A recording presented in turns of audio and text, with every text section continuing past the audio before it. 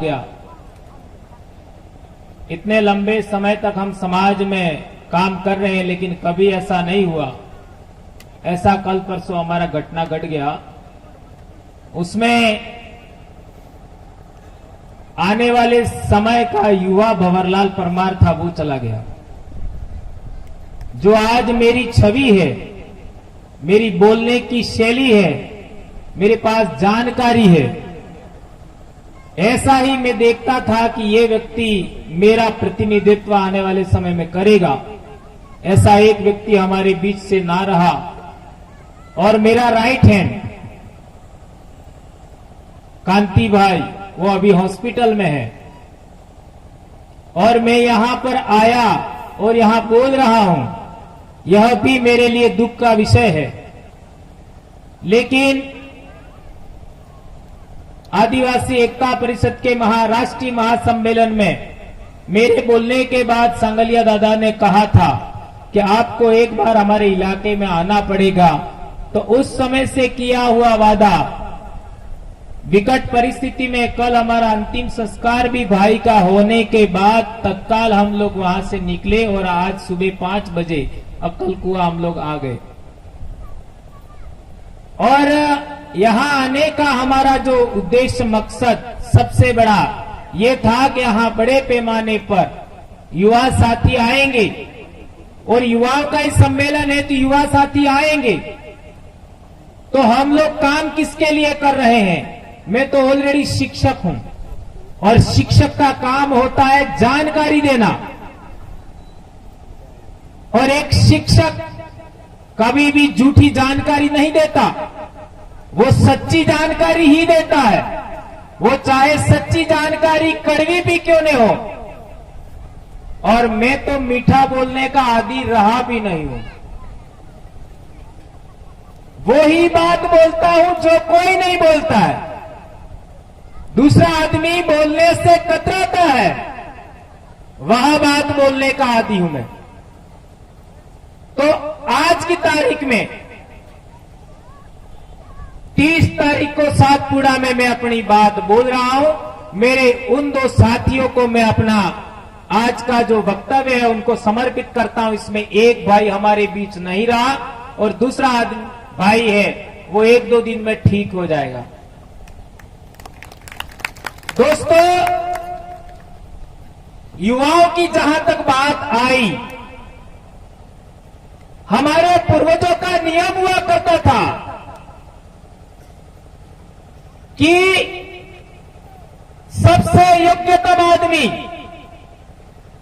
समाज का नेतृत्व कर सके, समाज की तमाम समस्याओं का समाधान कर सके और समाज की सुरक्षा कर सके, ऐसे सर्वोच्च लीडर के नेतृत्व में हमारा समाज काम करता था एक जमाने में।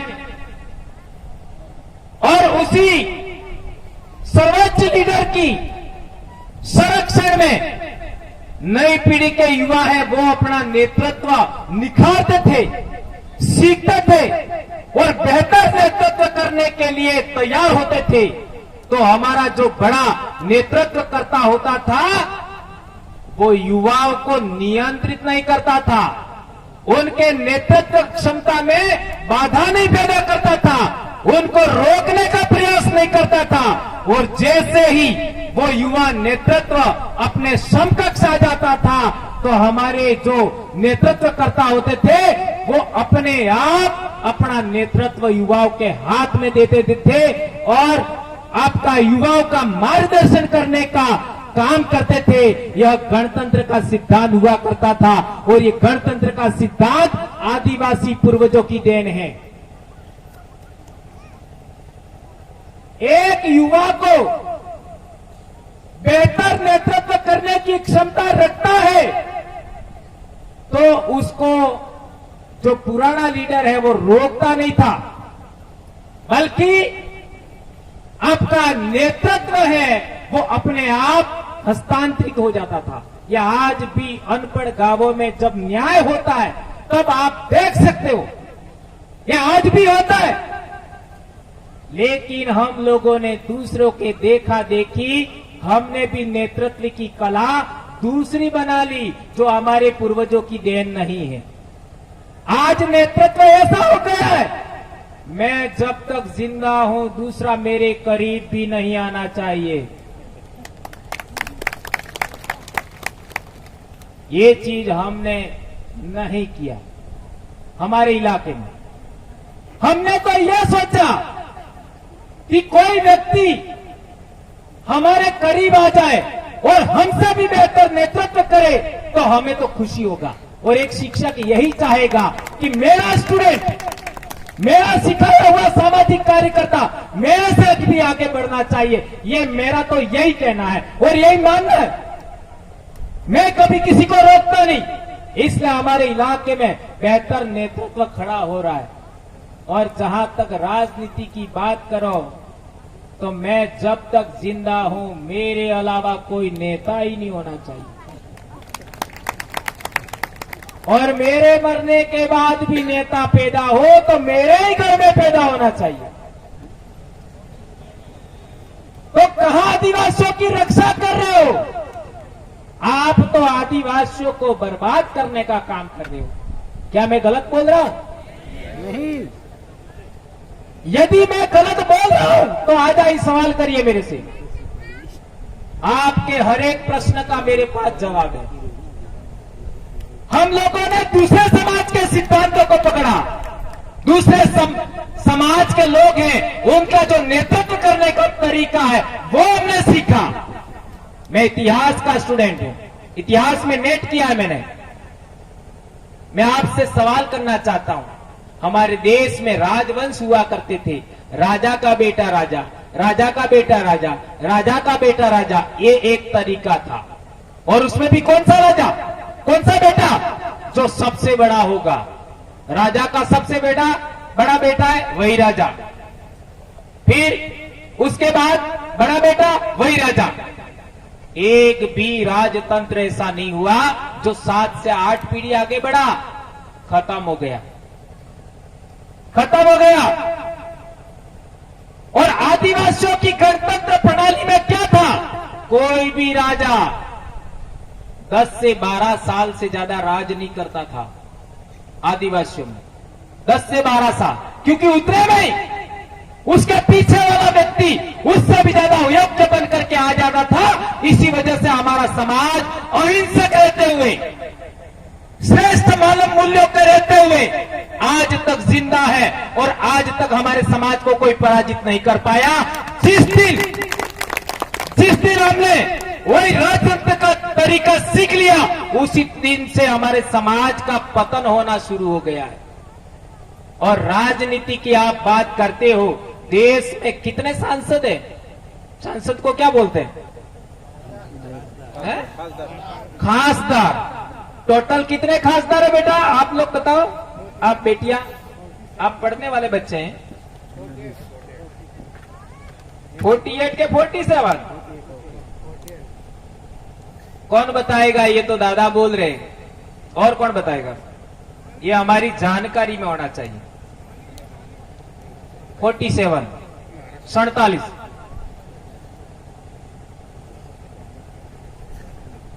40 और 7। ओके बेटा, 47 समझ में आया हिंदी में? 47 आमदार खासदार, खासदार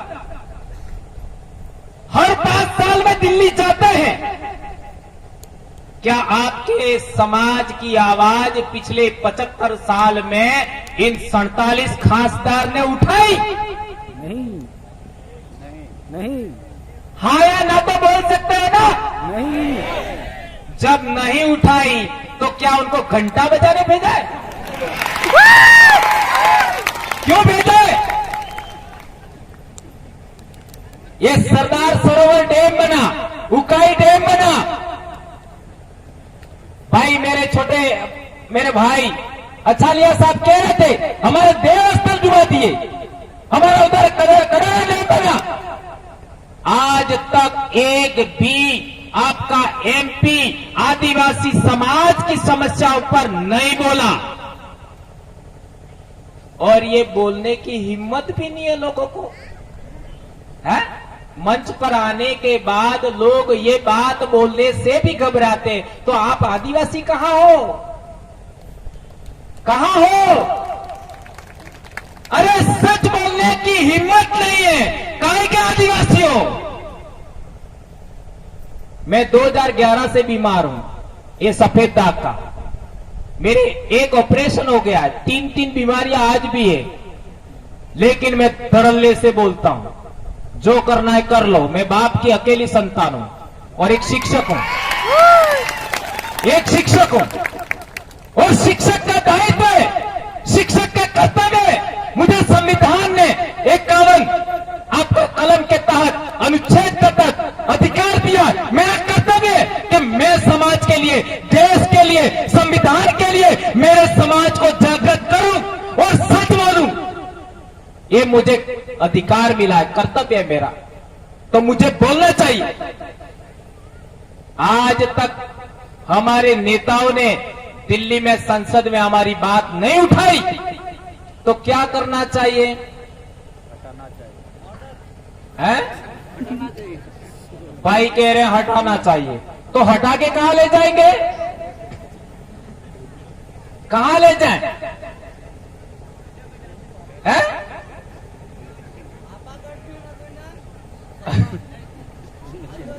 हटा के कहां ले जाए? हटाने की जरूरत नहीं है, ये सिस्टम खत्म करने की जरूरत है। लाखों साल से हमारे पूर्वजों में ऐसा नेतृत्व कभी नहीं पैदा हुआ, तो पिछले 75 साल में ऐसा नेतृत्व कैसे पैदा हुआ? यह बड़ा सवाल है। ये समस्या पकड़ो, समस्या का कारण पकड़ो। और एमएलए को क्या बोलते हैं? आमदार। वो कितने टोटल? नहीं, पूरे देश में अपने आदिवासी 350 के करीब। क्या ये 350 के करीब एमएलए आदिवासियों के विषय पर, आदिवासियों की परेशानी पर विधानसभा में कभी बोले? कभी बोले? अभी पालघर में जो घटना घटी कभी बोले? नहीं। अभी हमारा नेपाल नगर में जो घटना घटी बोले? नहीं। अभी रतलाम में घटना घटी कभी बोले? नहीं। राजस्थान में कोई घटना घटी कभी बोले? नहीं। तो क्यों भेजा उनको समोसे खाने के लिए? है? क्यों भेजा है? 2 रुपए की रोटी खाने के लिए। आप लोग कह रहे उनको हटाना चाहिए, हटा के कहां ले जाए? ये सिस्टम बदलना है। और सिस्टम कैसे बदलेगा? देश आजाद नहीं हुआ था, देश आजाद नहीं हुआ था, देश में संविधान नहीं बना था। उस समय इन लोगों ने योजना बनाई कि आदिवासियों का लीडरशिप कैसा होना चाहिए। इसके तहत हमको सिलेक्शन का पावर नहीं दिया, हमको केवल इलेक्शन का पावर दिया है। सिलेक्शन का पावर किसके पास है? जिसका पार्टी होता है, जिसका हाईकमान होता है, उसके पास सिलेक्शन का पावर होता है। हमारे पास तो केवल इलेक्शन का पावर है, और वो भी ईवीएम की वजह से हाईजेक हो गया। 2013 में सुप्रीम कोर्ट ने जजमेंट दिया, free, fair and transparent EVM से चुनाव नहीं हो सकता। आज हम कितने बड़े संकट से गुजर रहे हैं। सिलेक्शन का पावर आपके पास नहीं है, तो वो आपका कैसे आपका? आपके परिवार में जन्म ले लिया, आपका हो गया क्या? आपका वड़वी है, आपका तड़वी है, आपका राठवा है, बारेला है, बिलाला है, भील है, कोकणी है, गोंड है, संथाल है, मुंडा है, उराव है, तो क्या हमारा हो गया? अरे हमारे घर में जन्मा है, लेकिन ये उसका थोड़ी है। ये किसने बनाया? ये दूसरे ने बनाया। आरएसएस। जिस तरीके से छोटा सा बकरी का बच्चा है, भैंस का बच्चा है, उसको डोरी से बांधते हो तो वो तोड़ने का प्रयास करता है। छोटा सा बकरी का बच्चा भी, क्या बेटा सही कह रहा हूं मैं? बेटियों, तोड़ने का प्रयास करता है लेकिन उसको टूटता नहीं है। तो फिर वो जैसे जैसे बड़ा होता है उसके दिमाग में ग्रंथि बैठती है। क्या ग्रंथि बैठती है? कि ये टूटने वाला नहीं है। यदि वो भैंसा होता है, उसको क्या बोलते हो इधर? पाड़ा। क्या बात है, हमारे भी पाड़ा ही बोलते हैं। वो पाड़ा बहुत ताकतवर होता है, वो रस्सी को तोड़ सकता है लेकिन नहीं तोड़ता। नहीं तोड़ता। क्यों नहीं तोड़ता है? बचपन में उसके दिमाग में बिठा दिया कि ये टूटने वाला नहीं है।